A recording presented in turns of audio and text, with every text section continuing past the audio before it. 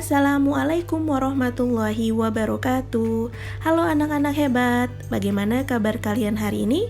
Tetap semangat walau masih belajar dari rumah ya. Baik, masih bersama Miss Nurul. Pada hari ini kita akan mempelajari mengenai zat tunggal dan campuran materi tematik tema 9 muatan pelajaran IPA. Tahukah kalian bahwa setiap benda yang ada di sekitar kita adalah materi?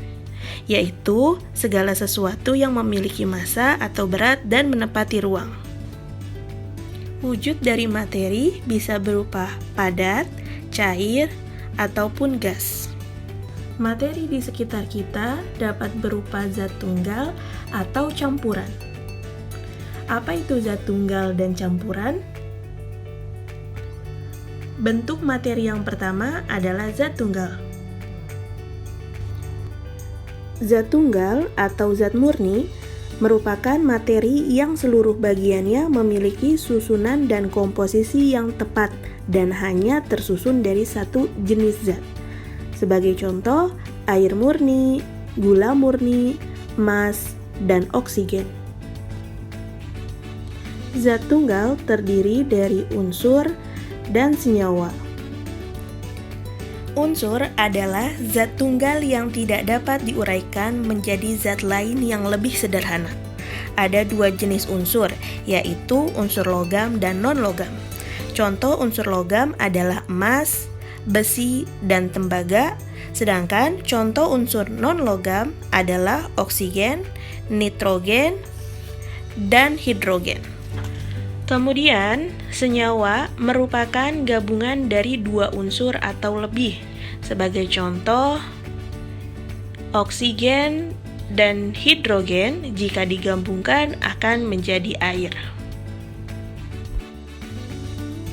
Bentuk materi yang kedua adalah campuran. Campuran merupakan materi yang disusun oleh dua zat tunggal atau lebih. Sifat dari materi penyusunnya tidak berubah.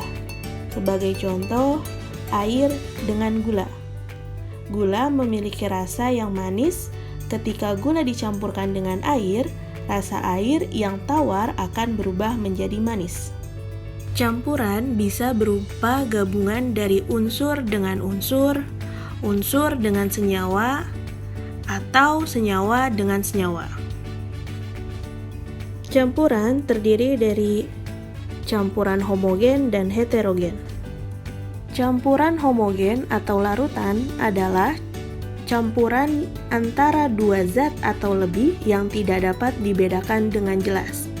Contoh dari campuran homogen adalah air dengan sirup yang disebut dengan larutan sirup. Bisakah kalian membedakan mana sirup dan mana air setelah keduanya bercampur? Tentu sulit, bukan? Pada larutan sirup, air lebih encer, mampu melarutkan zat terlarut sehingga air disebut pelarut. Dan karena sirup lebih kental dan zat yang dilarutkan oleh air, maka sirup disebut sebagai zat terlarut. Campuran heterogen adalah campuran antara dua zat atau lebih yang masih dapat dibedakan dengan jelas. Contoh campuran heterogen adalah air dan minyak. Bisakah campuran heterogen dipisahkan? Tentu saja bisa. Campuran antara dua macam zat atau lebih dapat kita pisahkan sehingga kita mendapatkan komposisi awal dari campuran tersebut. Beberapa cara pemisahan campuran antara lain pengendapan, penyaringan, dan penguapan. Pengendapan merupakan pemisahan campuran yang dilakukan jika zat tidak terlarut seluruhnya di dalam air, dengan cara mendiamkan campuran selama beberapa saat agar keduanya terpisah. Kemudian penyaringan. Penyaringan merupakan pemisahan zat yang memiliki ukuran berbeda. Biasanya kita menggunakan alat bantu saring. Dan yang terakhir, penguapan.